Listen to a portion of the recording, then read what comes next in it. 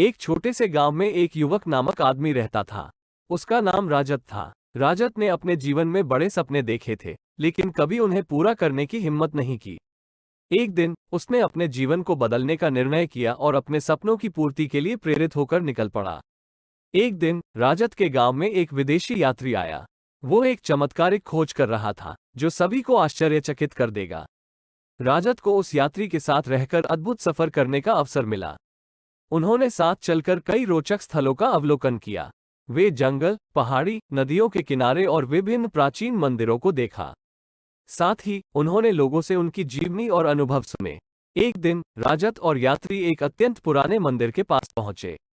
वहां एक पुराने संत का मंदिर था, जिसे संत ने अपने जीवन में आध्यात्मिक शिक्षा और नैतिकता के क्षेत्र में अद्वितीय योगदान किया था। वहां पहुंचकर राजत और यात्री ने अपने चमत्कारिक सफर को संत के विचारों और उनकी शिक्षाओं के साथ जोड़ा। संत ने उन्हें अद्भुत प्रेरणादायक कथाएं सुनाई और उन्हें जीवन के असली मकसद के बारे में सोचने के लिए प्रेरित किया। एक दिन राजत को एक बड़ा संघर्ष का सामना करना पड़ा।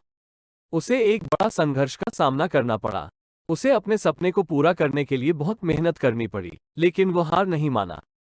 उसने अपने आत्मविश्वास को खो नहीं दिया और अपने सपनों को पूरा किया।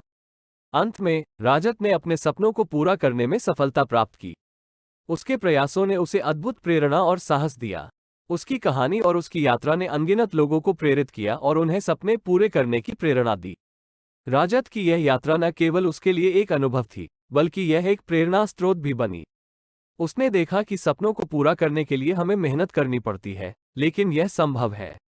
अगर हम अपने लक्ष्यों की दिशा में जुट जाते हैं और हार नहीं मानते, तो हम कुछ भी कर सकते हैं।